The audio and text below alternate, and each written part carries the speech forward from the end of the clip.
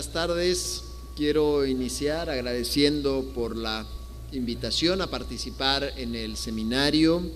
Se me ha asignado como tema la revocatoria del mandato y se me ha pedido que pueda dividir esta exposición en dos grandes áreas. La primera, ofrecer una perspectiva comparada sobre el revocatorio de mandato en América Latina y luego hacer comentarios más puntuales, sugerencias sobre el proyecto de código electoral presentado por los organismos electorales del Perú en los puntos específicos vinculados con la revocatoria del mandato. Cuando nosotros vemos en una perspectiva amplia, en una perspectiva latinoamericana e histórica, la evolución de la revocatoria del mandato, podemos observar que nos encontramos frente a una evolución que podríamos marcar como el auge y el declive de este instrumento de democracia directa.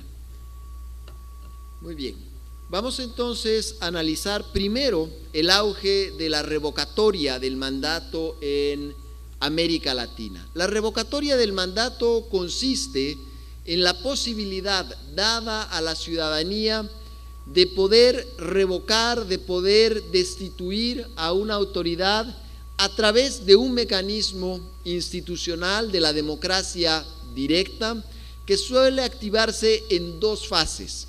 La primera, cuando los ciudadanos reúnen las firmas que va a dar paso al proceso de revocatoria, y luego la instancia misma de la revocatoria que juega como un referéndum, es decir, si la mayoría apoya o no la destitución de esta autoridad. Y esta figura comenzó a popularizarse en América Latina desde la década de los 90 y se ha concentrado de una manera fundamental en la región andina, es decir, encontramos la figura de la revocatoria del mandato en Venezuela, Colombia, Ecuador, Perú y Bolivia. No la encontramos más al norte, es decir, en América Central o en México, y tampoco la encontramos al sur, salvo algunas provincias de la Argentina. Entonces es en América una figura específica de la región andina. Y esta era una fórmula desconocida cuando los países latinoamericanos volvimos a la democracia entre fines de los 70, comienzos de los 80, se populariza en los 90 y el país pionero es Colombia a través de su constitución de 1991, luego va a seguir el Perú en 1993 y luego los otros tres países andinos van a incorporar la revocatoria de mandato entre fines del siglo XX y comienzos del siglo XXI. ¿Cuáles fueron las motivaciones y cómo llega la revocatoria del mandato a América Latina? En primer lugar, marcó o indicó una desconfianza en los mecanismos de la democracia representativa, pero también en los actores fundamentales de este proceso, es decir, una desconfianza frente a los partidos políticos, frente a las élites, frente a las instituciones, y aparece como un mecanismo de intervención directa de los ciudadanos para poder definir la permanencia o destitución de una autoridad. Se presentó también de una manera más positiva como un mecanismo de profundización de la democracia y en particular a través de la extensión de la democracia directa que tuvo un auge importante, una consolidación importante desde finales del siglo XX. Y hay también una razón específica que hay que señalar, y es que apareció como un mecanismo importante en las sociedades andinas que han tenido una tradición de rebelión importante y de destitución de autoridades a través de procesos que se realizan no en las urnas, sino en las calles. Y hay varios presidentes de la región andina, en Ecuador, en Bolivia, que no pudieron concluir sus mandatos frente a la presión que surgía desde la calle. Y entonces, en esos contextos, la revocatoria de mandato apareció como la posibilidad de encontrar una salida institucional que pudiera canalizar eventualmente el descontento frente a un gobierno. Entonces, responde también a una realidad de los países andinos muy marcados por esta inestabilidad política, la inestabilidad gubernamental.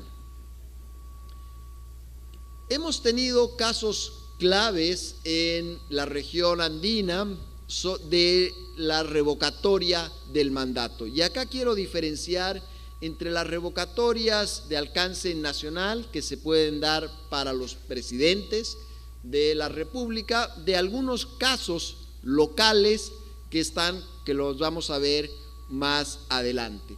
Y hay, por supuesto, 3 casos fundamentales en América Latina del revocatorio aplicado a la máxima figura política de los países, al presidente. El estreno de esta modalidad en el nivel presidencial se da en Venezuela en 2004, en un contexto altamente polarizado, en un contexto de división de la sociedad, pero además con un proceso extremadamente tortuoso desde que se intenta activar este mecanismo un par de años antes de que se vaya a concretar y en medio de definiciones políticas y jurídicas que se van adoptando a lo largo del camino.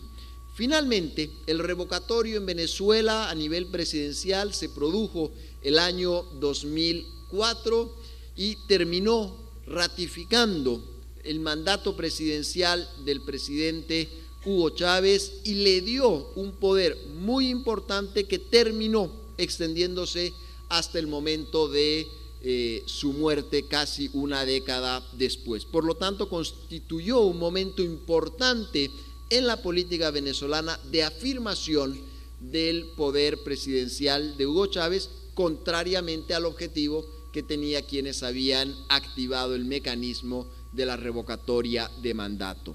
Y algo similar va a suceder en Bolivia el año 2008, cuando se produce un proceso, igualmente en un contexto muy polarizado, donde van a ir a la revocatoria del mandato tanto el presidente como los 9 prefectos que representaban a igual número de departamentos. Es decir, estuvieron en juego los cargos ejecutivos más importantes del país, la presidencia y todas las prefecturas departamentales.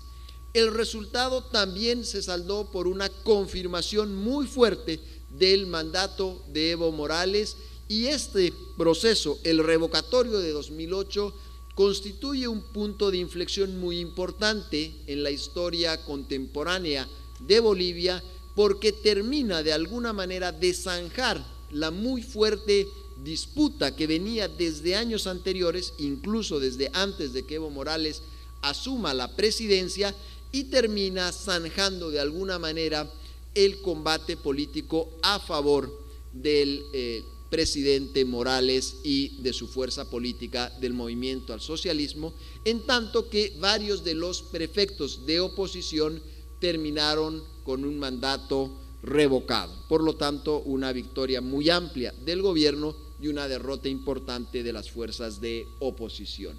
Y finalmente tenemos el tercer caso que no se llegó a producir, que fue la activación del referéndum revocatorio contra el presidente Nicolás Maduro en Venezuela, que intentó hacer la oposición el año pasado, pero que es un proceso que termina detenido por la decisión de la autoridad electoral en medio, por supuesto, no solamente de una muy fuerte polarización, que ya la encontrábamos en el primer proceso revocatorio, sino también de una muy fuerte crisis social y económica sobre la cual no necesito extenderme, dado que este es un tema de amplísima actualidad y conocimiento. Pero en paralelo a estos casos que concernieron la revocatoria presidencial en el plano latinoamericano presidencial, también se han producido algunos casos importantes a nivel local. Unos se han producido acá en el Perú, sobre el cual no me extiendo, pero solamente deseo señalar un aspecto muy importante. Fue, por supuesto, el intento de revocatoria de la alcaldesa de Lima, Susana Villarán, que tuvo como principal efecto el haber traído desde la periferia peruana, donde se habían dado la mayoría de los casos de revocatorio, haberlo traído al corazón político del Perú y por lo tanto generar una reflexión importante sobre las virtudes, pero también sobre los límites o los efectos perniciosos que podía tener la revocatoria de mandato. Y creo que fue el impacto principal, más allá del resultado específico que ustedes conocen, que fue la ratificación. Y finalmente tenemos el caso colombiano con dos ejemplos importantes, porque también impactaron en la capital, en Colombia, aunque ninguno de estos dos revocatorios se ha producido. Uno ha quedado completamente descartado, que fue un proceso de revocatoria que se intentó contra el alcalde de Bogotá, Petro, pero que fue destituido por una decisión administrativa, luego restituido en la función y ya el revocatorio quedó sencillamente fuera de cualquier plazo. Pero hubo un intento de revocatoria del alcalde de Bogotá y actualmente hay un intento también ya activado contra el actual alcalde de Bogotá, Peñalosa, cuyo resultado todavía es incierto. Entonces, tenemos estos casos que son los casos más importantes, más emblemáticos del uso o del intento del uso de la revocatoria de mandato en América Latina. Tengo acá este cuadro que nos presenta las características básicas del revocatorio en los 5 países que lo tienen contemplado, es decir, Bolivia, Colombia, Ecuador, Perú y Venezuela. No lo vamos a analizar en detalle, pero sí quiero detenerme en algunos de los aspectos importantes. Vale la pena recalcar la diferencia entre Bolivia y Ecuador, que permiten el revocatorio para cualquier tipo de autoridad, versus Colombia, Perú, que solamente lo tienen en el nivel subnacional. Esta es, digamos, una primera diferencia importante. Como ustedes pueden observar, la activación, es decir, el reunir las firmas para que se pueda llevar adelante un proceso de revocatoria en todos los países, exige o contempla un número importante de firmas que puede ir desde el 10% hasta el 40% en el caso máximo, pero porcentajes de 25-30% no son inhabituales para poder activar. Para el umbral también hay una exigencia alta, una exigencia importante en términos de participación, que pueden ir desde el requisito de que participe la mayoría de los inscritos hasta un 25% de los inscritos. Son, por lo tanto, también porcentajes relativamente elevados.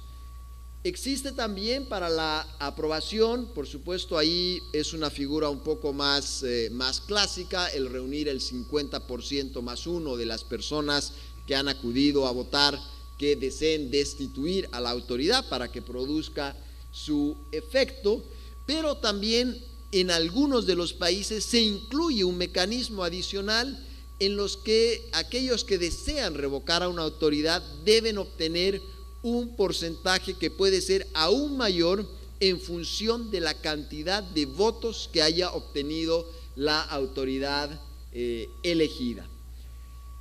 Está el efecto normalmente en los países que lo aplican es que va a ser reemplazada la autoridad revocada por su suplente o por el segundo, en fin, quien puede asumir en caso de vacancia, con la excepción de Colombia, que prevé la figura de una nueva elección en caso que una autoridad sea ratificada. ¿Cuántos son los casos que se han producido a partir de la aprobación de estos mecanismos? Aquí claramente resalta el Perú, que tenía más de 5.000 casos entre los datos que tengo consignados desde el 97 hasta el 2013, y hay por supuesto ya un número un poco mayor desde esa fecha, y hay que señalarlo, Perú es un caso absolutamente excepcional, no solamente en América Latina, sino también a nivel mundial por la cantidad histórica que ha tenido de procesos revocatorios. En los otros países ustedes pueden observar que la cantidad definitivamente es muchísimo menor.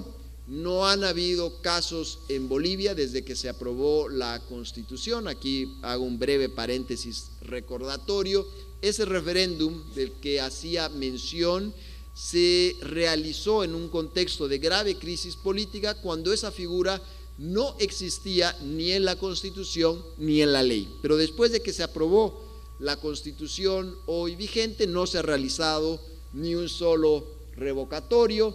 Colombia, por las condiciones muy estrictas que ha puesto, tampoco ninguna de ellas ha terminado siendo revocada ninguna autoridad en los 21 procesos. Ecuador tiene 78 y en el caso de Venezuela también es un número, como ustedes pueden observar, relativamente limitado. ¿Qué es lo que nos permite observar este cuadro que hemos señalado? Y es que tenemos, y les decía, un auge y un declive de esta práctica de democracia directa. El auge fue su inclusión en las constituciones, su inclusión en las leyes desde la última década del siglo XX, por lo tanto un auge constitucional, pero lo que observamos es que una práctica que se va reduciendo cada vez más. Es decir, los países que introdujeron en sus constituciones la revocatoria del mandato han tendido a hacer cada vez más estrictas las condiciones de uso, de aplicación de la revocatoria del mandato, y esto ha llevado, si no a una extinción práctica total de este mecanismo, sí lo ha ido volviendo cada vez más excepcional, porque se han ido poniendo cada vez más condiciones difíciles, ya sea para la activación o para que surta su efecto principal, que es la revocatoria del mandato. Sin embargo, ninguno de estos países ha suprimido legalmente la posibilidad de que se realicen revocatorias de mandato. Lo que han hecho ha sido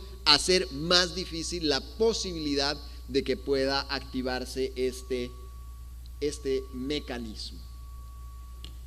Voy a entrar ahora a hacer un análisis un poco más detallado, más preciso de la propuesta del Jurado Nacional de Elecciones, que apunta a esta dinámica que hemos observado en América Latina. Es decir, que la propuesta de los organismos electorales, no solamente del jurado, sino de la OMPE y de RENIEC, lo que apunta es a ser más estricto también, como hemos visto, con las condiciones de aplicación de este mecanismo.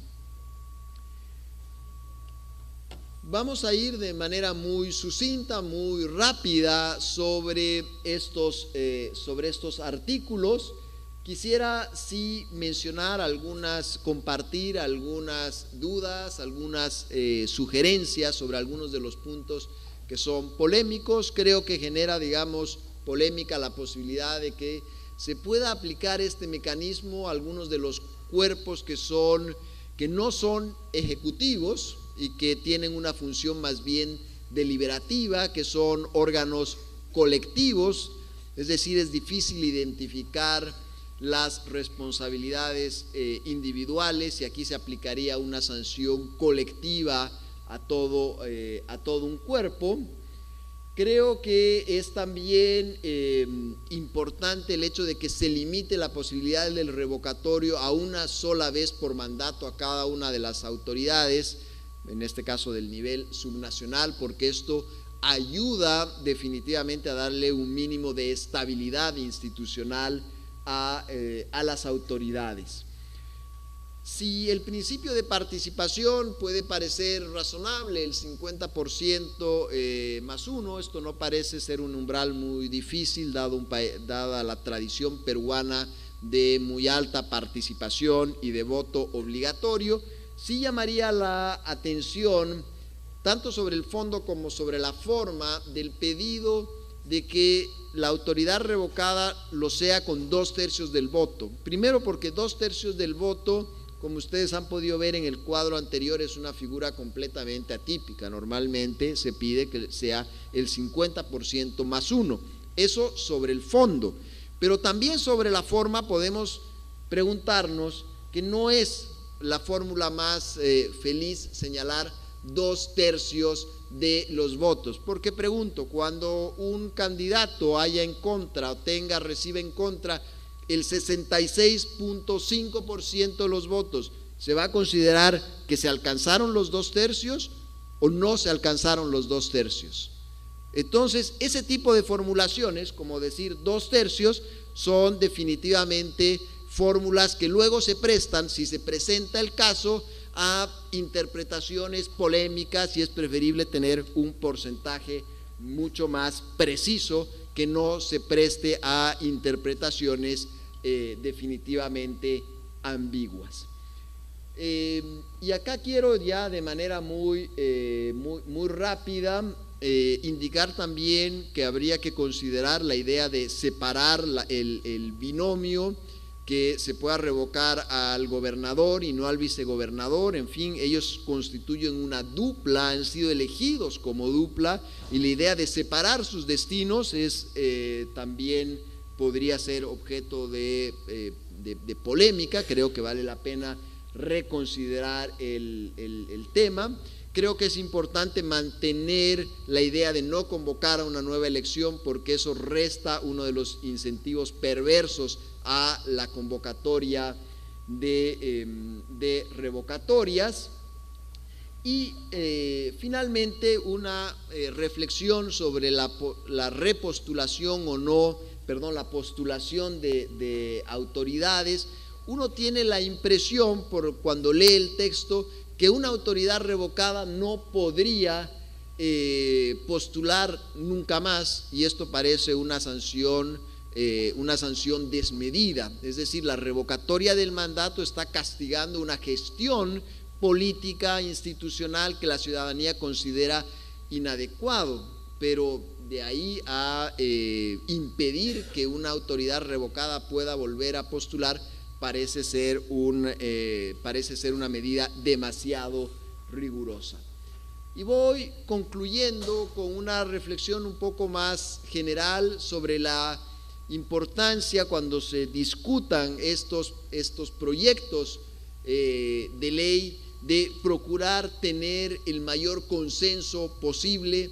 Si se desean normas que tengan un horizonte amplio de aplicación, es fundamental, es importante conseguir consensos amplios entre el oficialismo y la oposición. Este es el rediseño de las reglas de juego, interesa a todos los actores, y la construcción de esas mayorías en el Congreso que le den curso a las reformas electorales no son un asunto meramente aritmético. Está ahí por detrás el conseguir, es un principio político que gobierno y oposición puedan redefinir de una manera concertada las reglas del juego.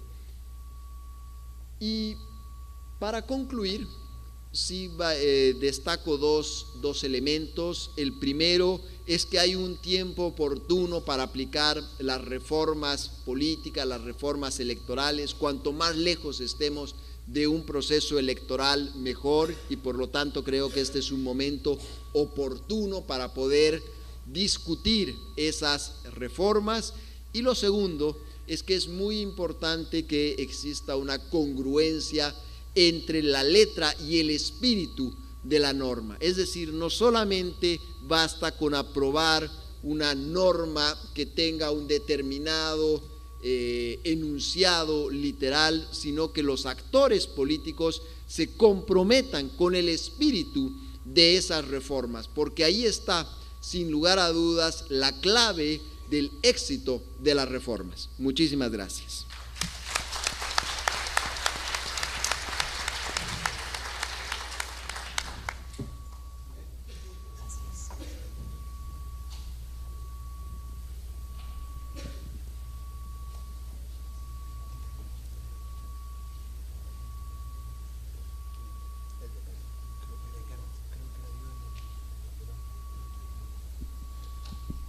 Con la venia de los distinguidos miembros de la mesa, después de la exposición del profesor Salvador Romero, expresidente de la Corte Nacional Electoral del Estado Plurinacional de Bolivia, paso a hacer algunos comentarios sobre su exposición, ¿no?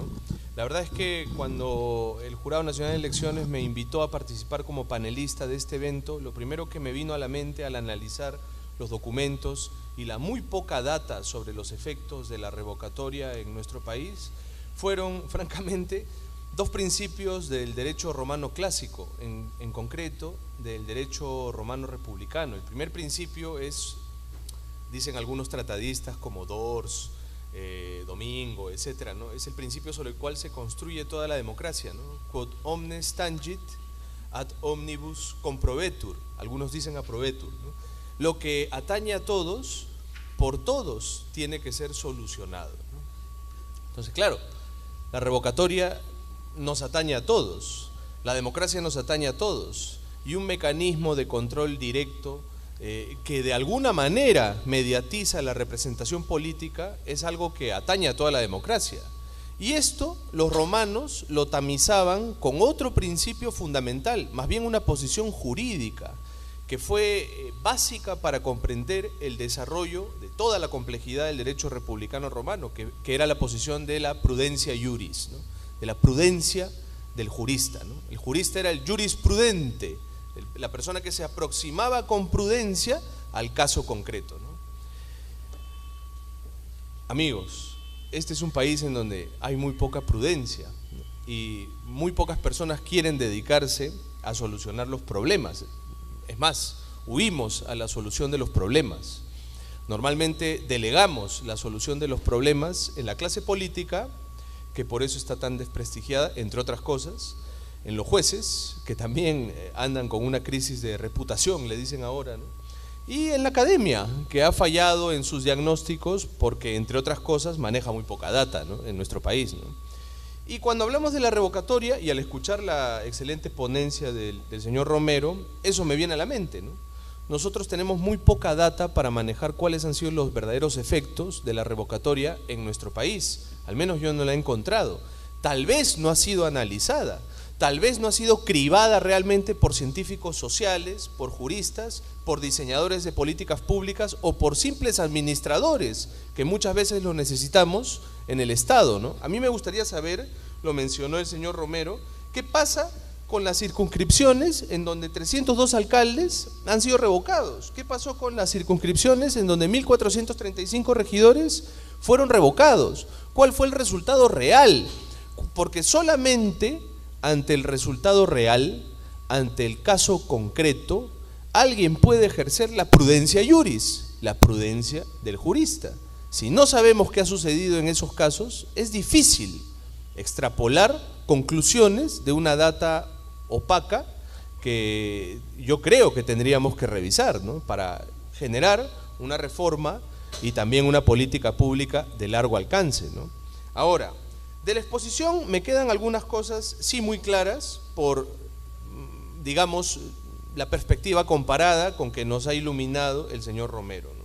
La primera es que todos los casos de revocatoria presidencial en la región andina, según he comprendido, han polarizado a los países en donde estos procesos se han llevado a cabo. Por lo tanto, una conclusión evidente es que no hay que apostar por las revocatorias en casos de la institución presidencial. Y esta es felizmente la postura que adopta el proyecto de ley del Código Electoral. No hay que apostar por una revocatoria en el caso de la institución presidencial. Es una primera conclusión, ¿no?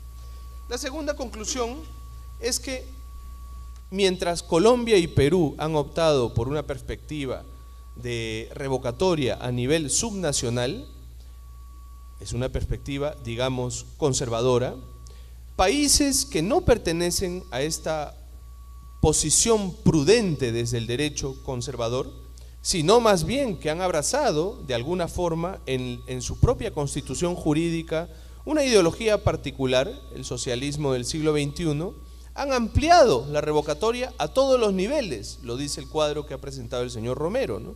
Y eso, de alguna forma, incide en el desenvolvimiento de la institución de la revocatoria. ¿Cómo? ¿Cuál ha sido el resultado? ¿Cuál ha sido la conclusión de esa extensión nacional, holística, a todos los niveles de la revocatoria? Me gustaría ver la data en este caso, en este tipo de casos, y qué ha pasado en estos países, ¿no? Una tercera conclusión es que efectivamente, si nosotros asumimos una postura prudente desde el derecho y desde la gestión pública con respecto a la revocatoria, es más que prudente colocar un límite de 2/3 de los votos, ¿no? Yo estoy de acuerdo con el señor Romero. Hay una distinción entre la prudencia y la imposibilidad fáctica, y el derecho hace esa distinción claramente. Si nosotros colocamos y no precisamos qué significa tener un 2/3 de los votos para aplicar la revocatoria, entonces tenemos un futuro problema en el sistema. Lo que tendríamos que hacer es, sin necesidad de quedarnos en el modelo actual del 50+1, tal vez clarificar, puntualizar y superar este tema, ¿no? Hacer algún tipo de propuesta que nos permita tener el tema muy claro, ¿no? A mí me resulta imposible decir si 2/3 está bien o está mal. No sé de dónde han sacado la idea de los 2/3, francamente, ¿no? Si no la han sacado del modelo comparado andino, y si es un modelo exagerado el que estamos proponiendo, me gustaría saber de dónde sacaron esa idea, para tal vez contrastarla. Tal vez de donde hayan sacado los 2/3 existan unas buenas consecuencias políticas y jurídicas. Sería interesante tener ese tipo de información también, ¿no?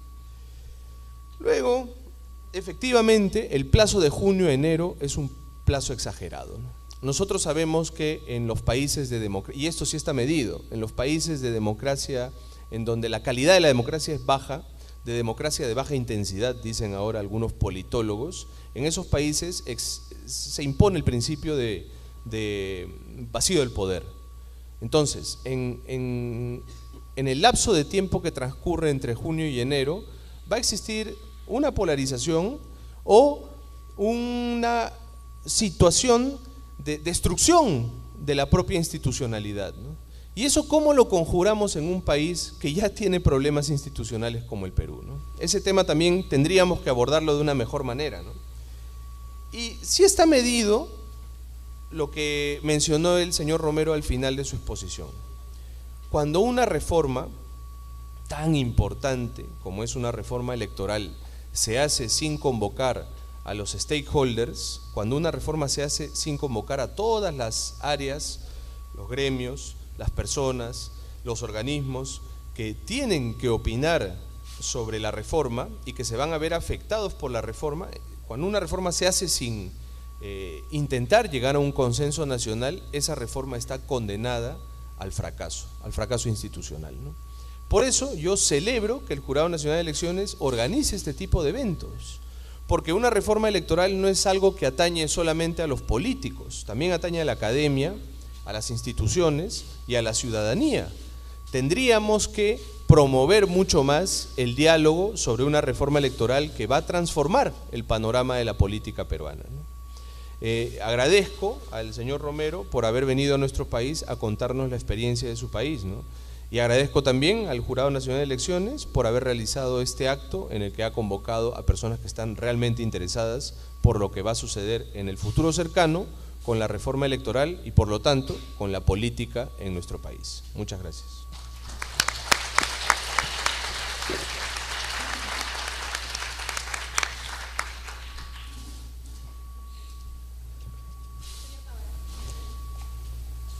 Sí. Bueno, quiero iniciar agradeciendo al Jurado Nacional de Elecciones, a OMPE y RENIEC, primero por organizar este evento en un contexto en el cual la reforma electoral se discute, a veces de manera más abierta, a veces un poco menos, y por lo tanto esta es una oportunidad para lo primero, para abrir el debate a todos los actores interesados. Y creo que todos los actores interesados o que deberían interesarse en la reforma electoral son no solamente los 23 millones de electores, sino los 30 millones de peruanos y peruanas. Y no solamente quienes están hoy representándonos en el Congreso de la República. De manera que me alegro mucho de poder participar y agradezco la invitación a formar parte de esta mesa. Más que referirme al tema de la revocatoria, quisiera aludir a la otra parte que está en el título de esta mesa, que es el de impedimentos para postular. Tanto el Jurado Nacional de Elecciones como el proyecto de ley del Poder Ejecutivo, la Comisión Presidencial de Integridad, la Asociación Civil Transparencia, propusimos que se impidiera la candidatura de aquellas personas condenadas por delitos dolosos. En algunos casos se planteaba algunos tipos de delitos: narcotráfico, terrorismo, corrupción, violación sexual, y en otros se dejaba abierto a todos los delitos. Esto fue acogido en el grupo de trabajo de reforma electoral, que presentó hoy su informe ante la Comisión de Constitución. Después de eso, en Transparencia hicimos un mapa, nos propusimos hacer un mapa de, nosotros llamamos los casos emblemáticos, aunque serían más bien los problemáticos, ¿no?, de autoridades o exautoridades procesadas por delitos de corrupción. Y entonces encontramos varias situaciones. Encontramos la situación del señor Alex Curi, ex gobernador regional del Callao, condenado a 5 años de prisión, pero por delito de corrupción, que se encuentra en apelación. El señor Félix Moreno, hace poco, con prisión preventiva por delitos de corrupción. La señora Yoconda Tripi, funcionaria de la municipalidad y del gobierno regional del Callao, condenada por corrupción. El señor, cuyo apellido ahora no recuerdo, que es el quien ocupa el cargo de gobernador regional del Callao después del señor Moreno, Walter Moni, procesado, investigado por delitos de corrupción. El congresista Víctor Olbrecht, hasta hace poco presidente de la Comisión Lavajato, también con algunos problemas por temas de corrupción. Y nos hicimos la pregunta: ¿qué tienen en común todos ellos, aparte de haber sido autoridades o funcionarios en el Callao? Todos ellos pertenecen a la organización política o pertenecieron en algún momento al movimiento regional Chimpún Callao, fundaron Chimpún Callao.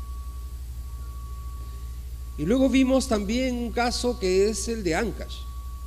El señor César Álvarez, el ex gobernador regional de Ancash, está por cumplir 30 meses de prisión preventiva por delitos de corrupción y de homicidio. El fiscal ha pedido 35 años de pena privativa de la libertad para él por el homicidio del consejero Nolasco.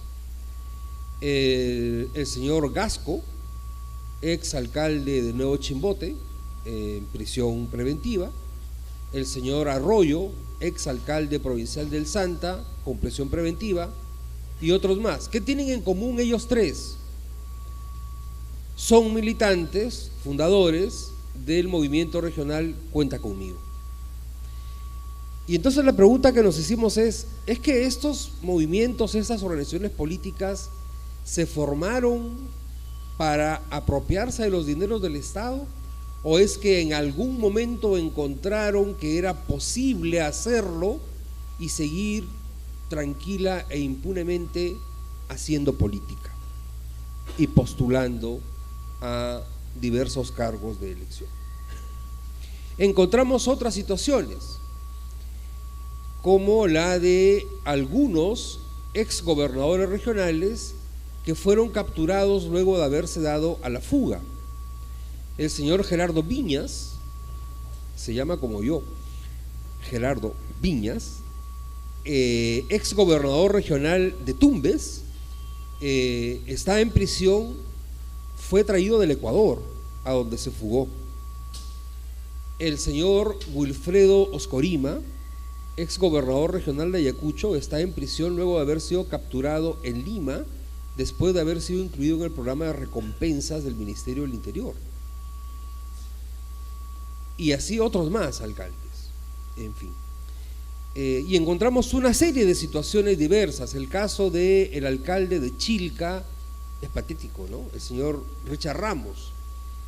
En Chilca existía, esperemos que ya no exista, una banda de traficantes de terrenos llamada Los Rucos.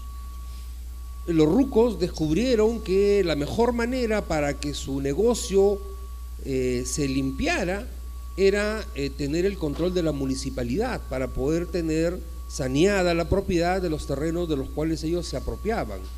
Y entonces no es que decidieron coimer al alcalde, no, decidieron lanzar a uno de ellos a la alcaldía y ganaron la alcaldía de Chilca.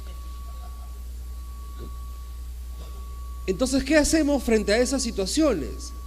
Y lo que caímos en cuenta en transparencia es que la norma que dice que aquellos que tienen una condena firme no pueden postular, no le alcanzaba a ninguno de estos casos, ni siquiera al señor Curi, que tiene una condena en apelación, ni tampoco al señor Moreno, ¿no? Ni tampoco al señor Álvarez, ni tampoco al señor Gerardo Viñas y otros más. Y entonces avanzamos a plantear que tenía que entrar al debate el caso de aquellos que tienen procesos por delitos de corrupción con prisión preventiva. En algún punto había que poner la línea. Entonces dijimos aquellos que tienen prisión preventiva. Había una discusión ahí que se ha abierto, tuvimos la oportunidad de estar en una mesa con el doctor Chanamé discutiendo cuál es el mecanismo para hacer frente a esta situación. Hay el tema de la presunción de inocencia, pero claro, la presunción de inocencia también es que tiene un límite. Nadie le está diciendo que él sea culpable, pero puede postular a un cargo de elección popular. Digamos, alguien me decía, pero ¿y el derecho de esta persona si luego la declaran inocente? Y yo decía, ¿y el derecho de los miles o millones de electores si la declaran culpable? O si aún no declarándola culpable sigue en prisión preventiva y no puede ejercer el cargo. No estamos engañando al elector cuando le decimos usted puede votar por el señor César Álvarez, pero el señor César Álvarez no va a poder ejercer el cargo porque está con prisión preventiva. Y también al señor César Álvarez diciendo usted puede postular, pero no lo va a poder ejercer porque sigue con prisión. ¿No es un poco un contrasentido del Estado versus el Estado? Porque tenemos al sistema de justicia, Poder Judicial, Ministerio Público, invirtiendo los recursos del Estado, y no me refiero solo a dinero, para llevar a prisión a una persona en la cual el fiscal y el juez coinciden en que hay serios indicios de que cometió delito de corrupción y de que además podría perturbar el proceso, y por eso se le da la prisión preventiva. Y por otro lado tenemos al Estado, a través del sistema electoral, facilitándole a esa misma persona, por mandato de la ley, no por voluntad de los titulares de los organismos, facilitándole a esa misma persona la participación en una campaña electoral. Franja electoral, derecho a un símbolo que nadie más puede ocupar, colocándolo en una papeleta de votación, en un sorteo. El Estado versus el Estado. Entonces, nos parece que sí, que hay que establecer una limitación para la postulación, no solamente de aquellas personas que tienen una condena firme, sino también para aquellos que se encuentran, por ejemplo, con prisión preventiva por delitos de corrupción, como estos casos que hemos señalado. Ese es uno de los temas que yo quería mencionar con mucho énfasis, porque me parece que la reforma electoral nos parece en transparencia que la reforma, hay otros casos que tomamos, es que todos los derechos admiten restricciones, porque alguien me decía, ¿y por qué una persona que está con prisión preventiva no va a poder postular si a lo mejor es inocente? Y yo le decía, ¿y por qué un militar en actividad no puede postular si ni siquiera se le ha acusado de ningún delito? La democracia dice, los militares tienen el monopolio de las armas. Por lo tanto, tengo que poner alguna restricción para evitar el riesgo de que se haga uso de esas armas para tomar el poder si los dejo que formen un partido político. La ley de la carrera judicial dice que nadie que haya cometido algún delito en cualquier momento de su vida puede llegar a ser juez o fiscal.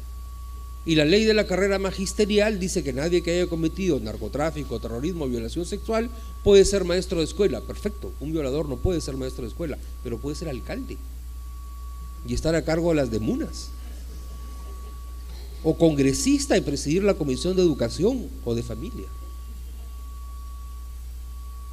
¿no? Pero el punto es entonces, ¿cómo hacemos para que la reforma electoral nos permita no solamente facilidades para ejercer el voto, rapidez en la obtención de los resultados, absoluta pulcritud y respeto a la voluntad expresada en las urnas, sino también para que la reforma electoral nos permita elevar la calidad y la idoneidad ética de los candidatos y las organizaciones políticas?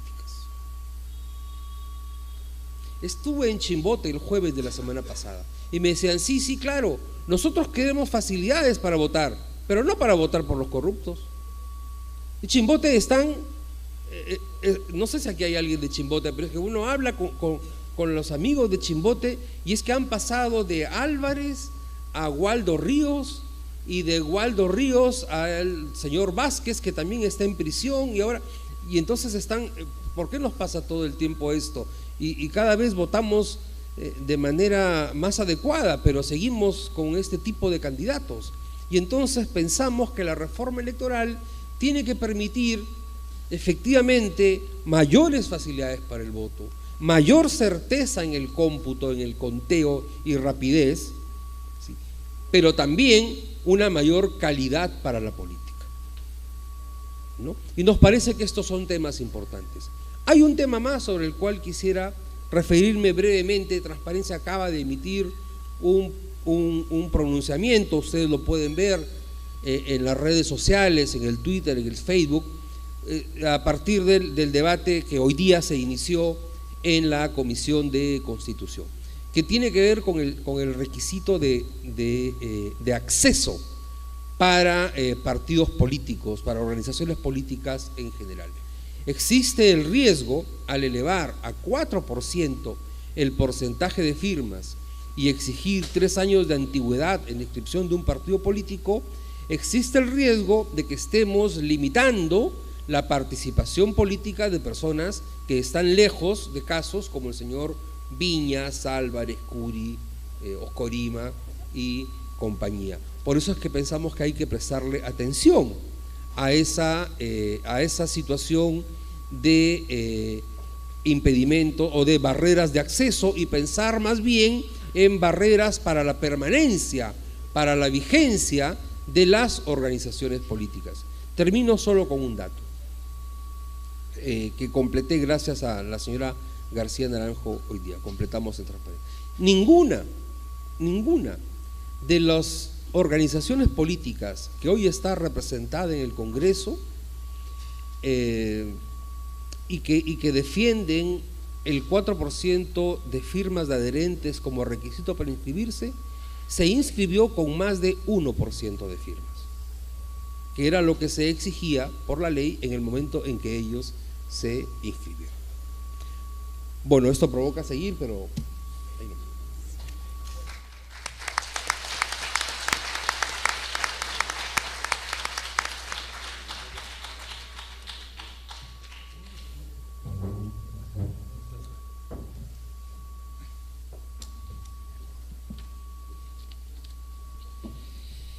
En primer lugar, permítame agradecer a los hermanos y hermanas de Bolivia que han venido a acompañarnos en este evento, a los colegas de Ecuador, de Colombia, de Argentina, de Uruguay, a las organizaciones de la sociedad civil como Transparencia, Idea Internacional, los grupos feministas, Calandria, Manuela Ramos, las universidades que nos han acompañado esta mañana, el decano de San Marcos, el decano de la Villarreal, de la Universidad Santa María de Arequipa, de la Universidad Urrelo de Cajamarca, la Universidad San Ignacio de Loyola.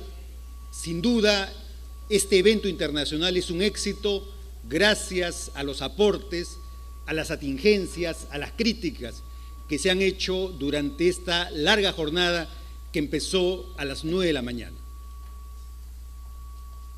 Tenemos una oportunidad histórica para hacer una reforma orgánica e integral.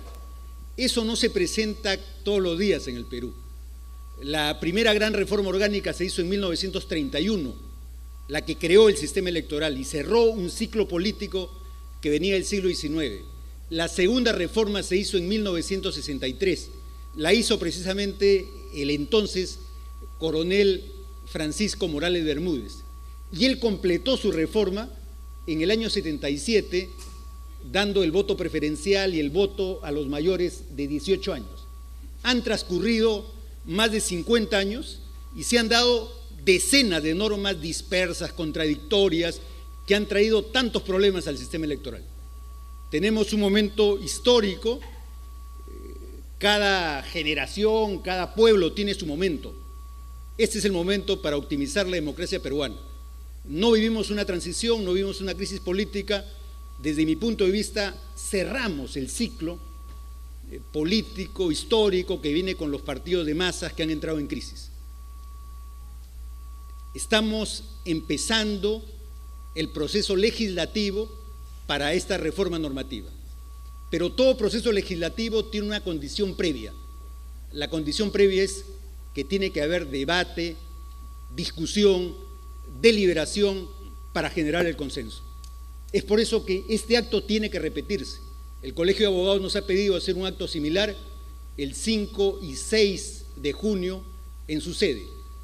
Vamos a invitar a los colegios profesionales, vamos a invitar a los especialistas, vamos a invitar a los partidos políticos que tienen que hablar, a los movimientos políticos, al Congreso, a los legisladores, de cara a la sociedad. Tenemos que discutir, tenemos que deliberar para que producto del consenso podamos incorporar el conjunto de recomendaciones y atingencias que se han planteado durante la jornada de hoy. Ha empezado el debate y el debate es propuestas e ideas. Creo que tenemos todavía varias semanas por delante para discutir. El acto de hoy, han concurrido unas 700 personas de manera rotativa, pero ha sido transmitido a más o menos 10.000 personas. Esto tenemos que multiplicarlo, tenemos que hacer que el debate se enriquezca, crezca y seamos una sociedad consciente de lo que se va a promulgar. Se va a promulgar la primera reforma del siglo XXI, la primera reforma orgánica del siglo XXI, que va a garantizar la democracia de nuestros hijos y nietos. Razón por la cual este evento que se ha hecho con tanto auspicio llega a su fin y en nombre de los organismos electorales que han auspiciado este evento y en nombre del doctor Víctor Ticona Postigo, declaramos clausurado este exitoso evento. Muchas gracias a todos ustedes.